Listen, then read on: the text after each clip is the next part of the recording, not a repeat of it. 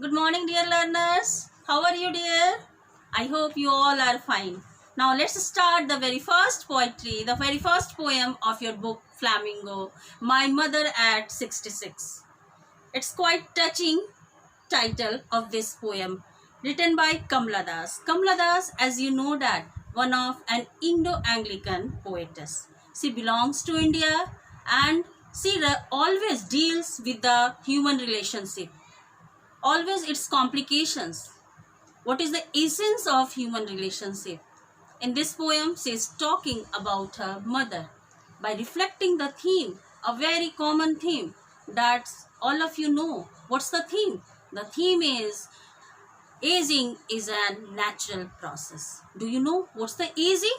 Aging, that means when we are getting old, and it's quite natural. Nobody can change it, nobody can resist it, nobody having any curtailment over this aging. Each and everyone has to face the same aging, and it's quite natural process. And at the same time, one more theme is running in this poem throughout, the right from the very first to the last line of this poem: the concern, the affection of children towards their parents, especially about their old parents. These two themes running throughout the poem, the very first stanza to the last line.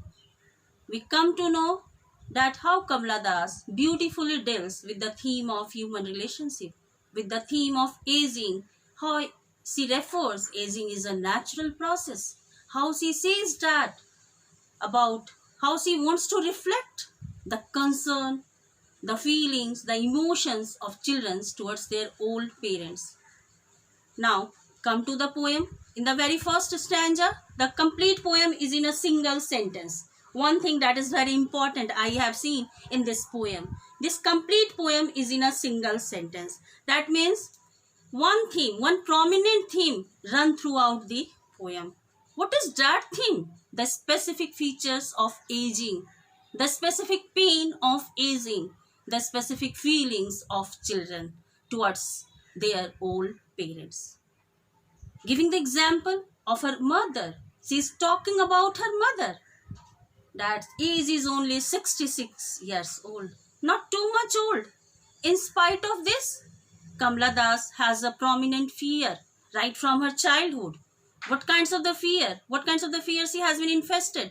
She has been infested with a fear to lose her mother, to get separate from her mother. This one is childhood fear. So let's come through the line by line explanations of the poem. We go through the details explanations of the poem and the figure of speech, the different figure of speech used in this poem. The poet using this figure of speech to ornament, to adorn this poem. As you know that poem is a spontaneous overpower of feelings.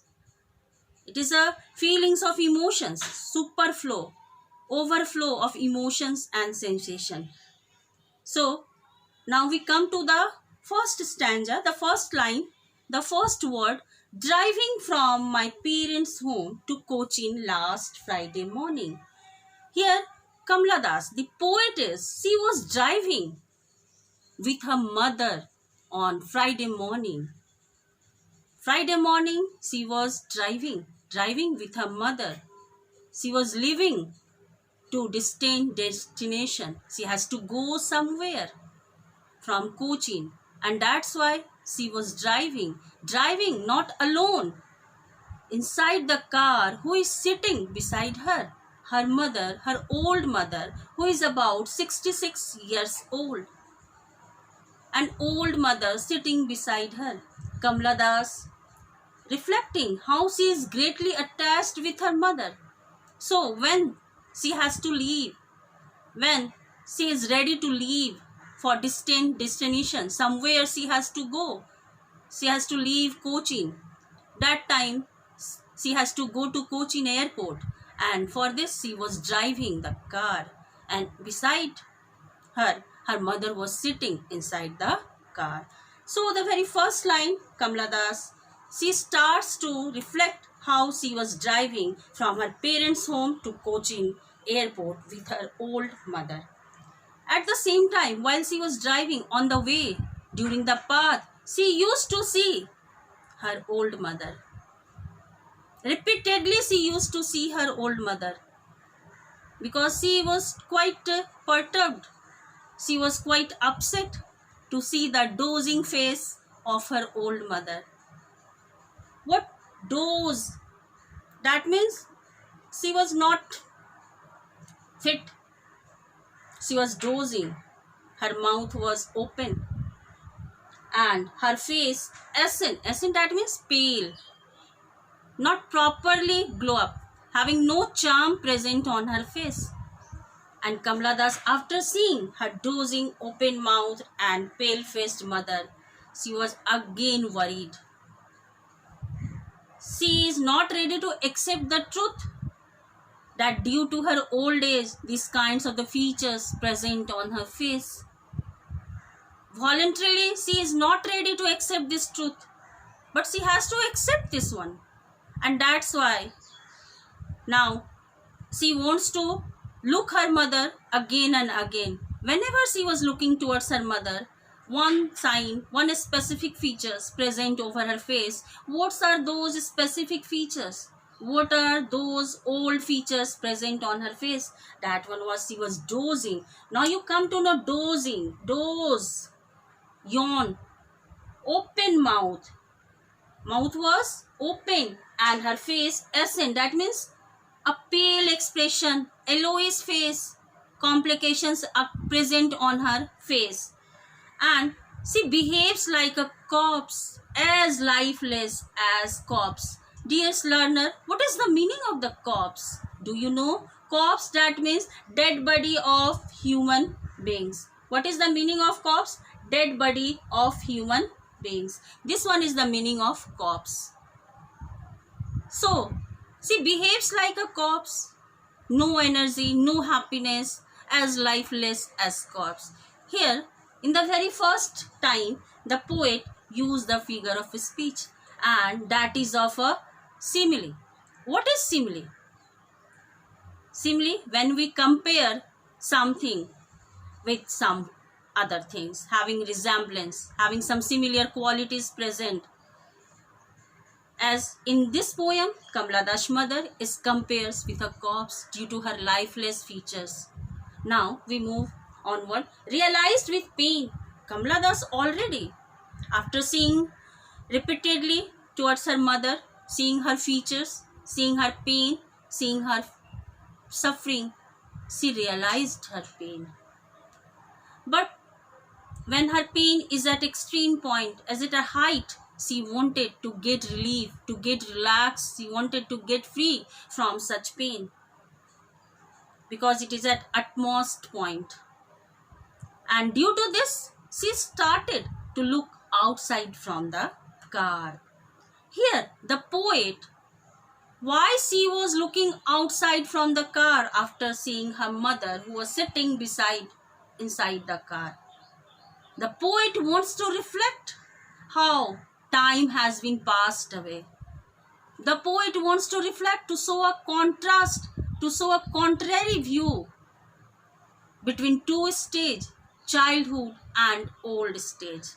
Because outside the car, what she was watching that merry children, that means happy children, coming from the home for school and others way, spilling out of their homes, that means running out of their homes. Children, do you know children reflecting? That means they are facing childhood. So they don't have any worry. They don't have any stress. They were happy, so happy.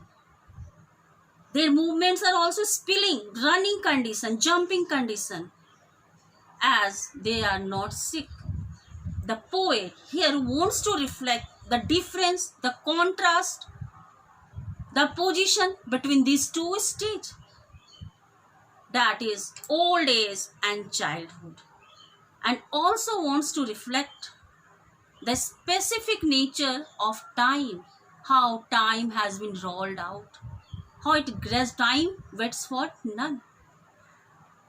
In the same way, here the figure imagery, these are the imagery, merry children spilling from the homes, and sprinting trees, young trees sprinting. These two are imagery used by the poet. So the very first time the poet used simile when she compares her mother with her corpse. The second figure of speech that the poet has been used in this poem, that is what? That is imagery. Imagery, the similar image with such things like young trees sprinting and merry children. It's quite awesome to giving such a beautiful contrast between these two stage, old stage and childhood.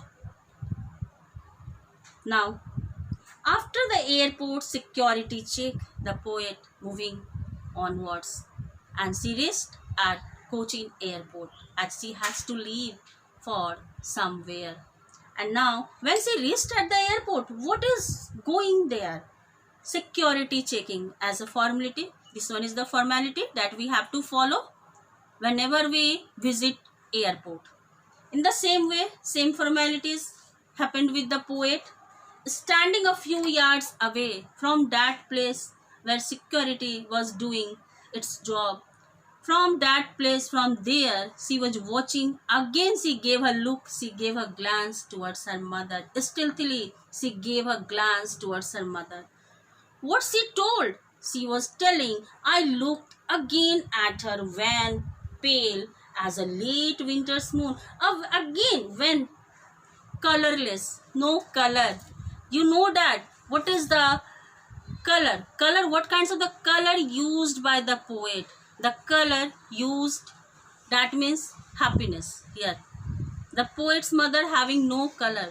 Her face is colorless. So, when means what? Colorless. Pale, that means yellow. Yellow is face. Sickness. Her sickness representing here. And a late winter's moon. She compares with late winter's moon. Now you should understand the meaning of late winter's moon. This one is again a simile used by the poet. Late winter's moon, that moons which appears lately in the winter season, having little brightness. So you just imagine, why does the poet use late winter's moon in showing the resemblance with her old mother? Because her old mother, due to her old stage, due to her sickness, her old mother also lost her brightness of youth, the charm of youth, the glow of youth, the energy of youth. And that's why she is comparing. She has been compared with her late winter's moon, as well as winter's moon which appears lately in the winter season lost its brightness. So you should learn this one. You should get through this. This one is very important questions. These kinds of, why does the poet's mother compare to late winter's moon? One of the most prominent important questions. Next one. And felt that old familiar ache. Old familiar ache. That means what kinds of the ache of the poet, and why that pain, that ache is referred to familiar. Old, that means since childhood, the poetess has a fear. What's the fear? To get separate from her parents, her mother. And that's why that pain, that ache is referred as familiar, old. Since childhood, at the beginning of the poem, I have told you that since childhood, the poetess having the same faith, the same fear to get separate from her mother. And that's why what happened? She told that, my childhood fears, but all I said, see you soon, Amma, and all I did was smile and smile and smile. Again, the poet used a very beautiful repetitions in the form of figure of speech. Repeatedly she said that. She gave a smile. She spreads a smile on her face. On surface, she looks very happy. But internally, what happened? She was infested with that ache. What kinds of the ache? That might be during her second visit, she will not get success to see her mother. she will not live long. This one is the fear that present in her heart. And that's why she consoling her mother by saying that, Amma, see you soon. Amma, see you soon. A very good thing. See you soon, Amma. Now, we come to, through this poem, the relationship between a mother and a daughter, especially the fear, the feelings, the emotions of a daughter at her old mother. What kinds of the feelings she had with her old mother, and what kinds of the fears she had to get separate from her mother, to lose her mother. Dear students, whenever we go through the poem, we must emphasize on the figure of speech that has been used by the poetess. So in this poem, we come to know about simile. In this poem, we come to know about personifications. We come to know about repetitions. We come to know about how beautifully the poet used imagery. Personification and imagery. Personification is what? When we personify inanimate objects with animate things. Just like here trees. Trees is an inanimate things, but it resemblance with animate running trees. That means running is the movement of what? It is the movement of animations. So whenever you go through the poem, you should know what is simile, what is personifications, and what is repetitions. Smile, smile, and smile. By this, she concluded her poem. Not only poem, she wants to hide, she wants to veil, she wants to cover her fear nearby her mother. Now, it's my saying, whenever you have any problem while go through this poem, you should comment in that comment box and try to like it, share and subscribe it. Thank you very much.